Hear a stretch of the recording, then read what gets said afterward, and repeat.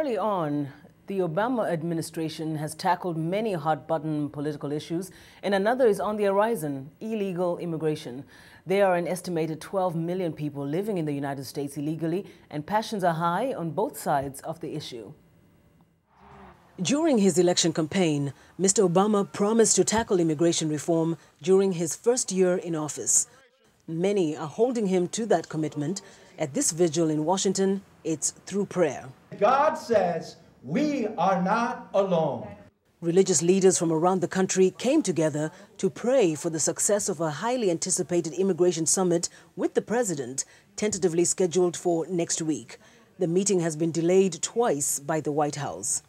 Patty Kupfer is with the pro-immigration reform group America's Voice. We wanted to have a presence here in Washington as well as around the country of faith leaders and people of faith praying for this meeting, for leadership, for courage, and for action on immigration reform. Congressman Luis Gutierrez from Illinois is a strong advocate of immigration reform. I spoke to the president yesterday, and he reiterated to me that we're going to meet next week, and that he reiterated to me his commitment to comprehensive immigration reform. Such gatherings by groups trying to influence and expedite the course of immigration reform are taking place around the country.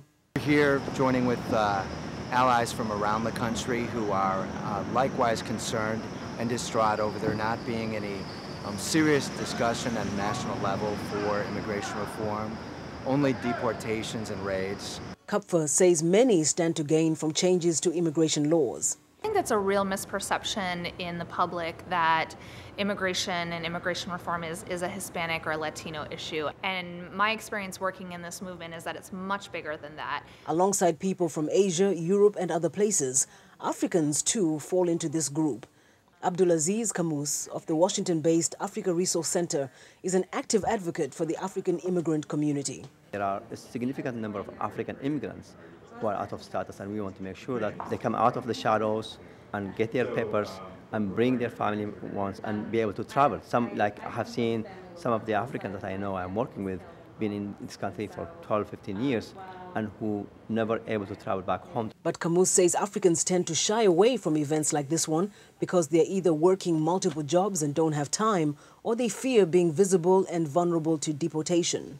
We've been inviting them. We prepared flyers in Amharic, flyers in different African languages, but the outcome for those coming out to our events are not really very much engaged at the way that we anticipated. This group says it hopes by bringing its prayers and songs to the White House, President Obama will hear their message and ensure that at least a discussion on immigration reform begins before the end of the year.